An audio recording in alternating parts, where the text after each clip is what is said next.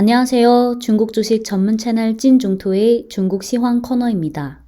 이번 주 월요일 14일은 중국과 홍콩 모두 단오절 연휴라서 휴장이었고, 화요일 15일 중국 시황은 찐중토에서 이미 다뤘고, 이번 영상은 6월 16일부터 18일까지의 시황을 정리해 드리겠습니다. 이번 주 중국과 홍콩 증시 중 주요 지수들의 추이를 보면 상해 종합지수, 신천성분지수, CSI 300 지수, 홍콩 항생지수, 홍콩 H지수 보시면 15일 하락, 16일 하락, 17일 상승, 18일은 대체로 보합. 하지만 중국의 심천 창업한 지수와 상해 과창 50 지수의 흐름을 보시면 이번 주 좀 다이나믹했죠. 16일에 심천 창업한은 4%대 급락했고 상해 과창 50도 3% 가까이 하락했고, 다음 날인 17일은 반대로 창업한이 2%밖에 상승 못했고 상해 과창 50은 4.77%나 반등했죠. 이어서 다음 날인 18일은 창업한과 상해 과창판 모두 1%대 상승했고요. 한편 홍콩 증시 중 테크 업종의 지수를 보면 16일에 1%대 하락했고 17일에 좀 상승했고 18일에는 1%대 상승했습니다. 지금부터 이 8개 지수의 최근 흐름을 한번 짚고 갈게요. 네, 상해 종합지수 2021년 1월, 2월, 3, 4, 5, 6, 18일까지. 심천성분지수 1, 2, 3, 4, 5, 6월. CSI 300 지수 1월부터 6월 18일까지. 이어서 심천 창업한 지수 1월, 2월, 3월, 4월, 5월, 6월. 보시면 4월부터 본격적으로 반등하기 시작했죠. 이어서 상해 과창 50 지수 1월, 2월, 3, 4, 5, 6월. 대체로 5월부터 반등세가 나왔죠. 홍콩 항생 지수는 1월, 2월, 3, 4, 5, 6월. 홍콩 H 지수도 마찬가지로 1, 2, 3, 4, 5, 6월. 마지막으로 홍콩 테크 지수 1월, 2월, 3, 4, 5, 6월. 대체로 중국 증시에 비해 홍콩 쪽이 재미없었죠.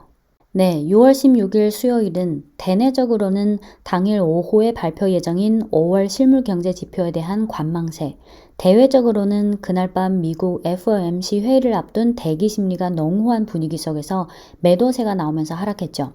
그날 창업판이랑 과창판 지수가 급락한 것은 하나는 창업판은 4월부터, 과창 50 지수는 5월부터 본격적인 반등세가 나왔는데 그에 따른 차익 실현 성격이 좀 있었고, 또 그날 밤 미국 FOMC 회의에 대한 불안 심리 때문에 위험자산 회피 성향이 좀 강했죠. 16일 중국과 홍콩 증시 중 상승폭이 가장 눈에 띈 게 홍콩 증시에 상장한 중국의 서너 개 스포츠 용품 기업이었죠. 이어서 17일 목요일은 중국과 홍콩 증시 모두 소폭 상승했는데 FOMC 결과에 대한 반응이 담담한 분위기 속에서 그 전날에 급락한 창업함과 과창 50이 반등했죠. 17일 테크주의 이런 반등은 일종의 기술적 반등 성격도 있었지만 최근 들어 중국 현지 자산운용사들이 창업판과 과창판 종목을 담은 테크 ETF 상품의 출시가 늘어난 게 있고, 또 11일 장중에 어떤 기사가 나왔냐면 하나는 중국 정부가 고위직에서 전담 인원을 파견해서 반도체 산업을 더 챙긴다는 기사가 나왔는데, 물론 그냥 장중에 나온 스팟성 기사이지 뭔가 확인된 기사는 아니었고요. 또 하나는 독일 반도체 기업 중 인피니언 테크놀로지스라는 기업이 있잖아요. 인피니언이 지금 제품의 가격 인상을 검토 중이라는 기사도 나왔어요.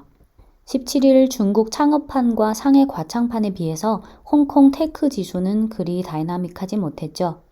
17일 장중에 중국 현지 증권사인 중태증권, 서남증권, 국성증권, 절상증권 등에서 시황 코멘트가 나왔는데 각사별로 핵심 내용만 좀 간단히 정리해드리자면, 중태증권의 관점은 6월 말로 다가가면서 계절적으로 유동성이 좀 타이트해질 가능성이 있지만 인민은행은 여전히 온건하고 중성적인 통화 정책을 유지할 것이다. 현재로 봐서 유동성과 위험자산 선호도 면에서 대체로 괜찮고 기업의 이익과 성장성이 향후 증시의 핵심 로직이 될 것이므로 향후 반기 실적의 상황을 잘 봐야 한다. 서남증권의 코멘트는 코로나 일상화, 유동성 점차 긴축, 정책 점차 정상화, 경제 하향이라는 큰 배경하에 중국 증시는 구조적인 장세 위주로 갈 거다. 실적의 성장 지속성이 좋고 중국이 우위가 있는 분야에 주목해야 하고 신에너지, 탄소 중립, 군수, 과학기술 등 장기적인 고성장 분야에 주목해야 한다. 국성증권의 관점은 7월 1일 중국 공산당 창당 100주년이라는 특별한 날이 다가오는 가운데 과학기술 분야는 창당 100주년에 선사하는 중요한 테마 중 하나다. 거기다 다수 개별 종목의 반기 호실적이 나올 거라는 기대가 있으므로 주가도 강한 지속성이 있을 것이다. 최근 반복적으로 활약하는 과학기술, 백주, 군수 등에 주목한다. 절상증권의 코멘트는 향후 1, 2개월 동안 상해종합지수는 등락세를 보이겠지만 과창판에 대한 자산 배분을 확대해야 할 것이다. 이어서 18일 오늘 시황을 보면 주요 지수는 대체로 보합권 또는 소폭 상승했지만 중국의 창업판이랑 과창 50이랑 홍콩의 테크 업종은 1%대 상승했습니다. 오늘 중국 증시 중 상승폭이 큰 업종은 자동차 5.9%, 레이저 용품 3%대, 기초금속, 발전장비, 정밀화학, 무역, 자동차 부품, 항공우주 등이 2%대 상승했고 반면 하락 업종은 주류와 석탄이 2%대, 정유, 에너지 장비, 보험, 석유화학, 비료, 농약, 식품이 1%대 하락했고 은행, 화학섬유, 건자재, 귀금속, 육로운송, 부동산, 소프트웨어, 소매 등이 1% 이내로 하락했습니다. 이번 주 중국 현지 투자자들은 참 다이나믹한 한 주라고 느꼈을 텐데 과창판이랑 창업판 종목은 외국인 개인 투자자 매매 불가라서 그 다이나믹함을 실감하기는 어려웠을 거예요. 올 들어 특히 4월 이후부터 각 업종이랑 종목들이 흐름을 살펴보면 과거 몇 년 동안 잘 나갔던 그런 전형적인 소비주보다는 현지 투자자들의 선호도랑 자금 흐름이 점점 기술 쪽, 테크 쪽으로 더 분산되고 있고 만약 하반기에도 이런 추세가 계속된다면 기존의 포트폴리오에도 어느 정도 변화를 줄 필요가 있을 것 같습니다. 물론 지금 현지 투자자 중에도 이런 추세가 계속될지 여부를 지켜보고 있는 투자자들도 많거든요.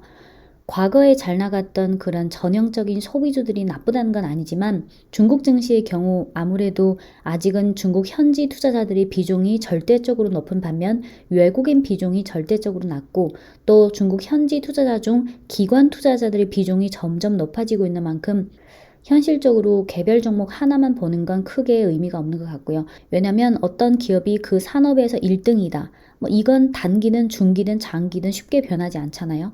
그래서 현실적으로 개별 종목 하나만 보는 것보다는 중국 증시의 전반적인 시황과 현지 투자자들이 각 업종에 대한 선호도에 따른 자금 흐름, 이런 면에 대한 파악이 중요하다고 생각합니다.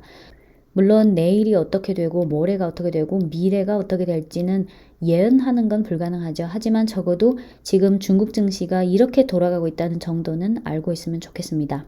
네, 오늘은 6월 16일부터 18일까지의 중국 시황을 좀 정리해드렸고요. 지금까지 찐중투였습니다.